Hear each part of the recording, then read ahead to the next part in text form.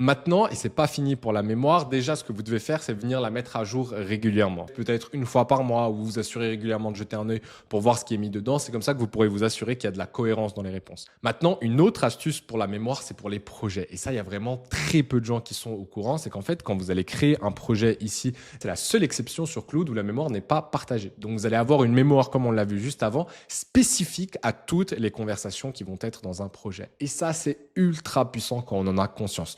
Je vous donne un exemple très très simple. Imaginez que vous ayez plusieurs clients et que vous n'ayez pas envie qu'un jour Claude confonde un client avec un autre. Et bien là, grâce à la mémoire spécifique au projet, vous êtes certain que Claude sera toujours conscient du contexte de ce client et pas des autres. Donc en résumé, gérez votre contexte et la mémoire de Claude comme si c'était de l'eau dans le désert. C'est vraiment la denrée la plus précieuse que vous avez entre les mains. Plus votre mémoire sera à jour, plus vous l'aurez fait de manière intentionnelle et sérieuse, plus la qualité des réponses que vous aurez de Claude sera pertinente au fil du temps. L'objectif, c'est pas que vous maîtrisiez tout ce que je vous ai montré aujourd'hui, mais que vous commenciez peut-être par un ou deux hacks simplement selon ce qui est le plus pressant pour vous et ce qui fait le plus sens dans votre quotidien. Mais au moins, vous connaissez l'existence de toutes ces astuces et si vous en maîtrisez ne serait-ce que déjà quelques-unes, vous utiliserez déjà Claude mieux que 99% des gens. Si vous voulez aller plus loin que juste apprendre à utiliser correctement un outil, mais que vous êtes perdu un petit peu au milieu de toutes les informations et que vous savez pas trop par où commencer pour sérieusement prendre part à cette révolution IA, j'ai fait une vidéo complète où je vous présente exactement par où commencer et comment procéder.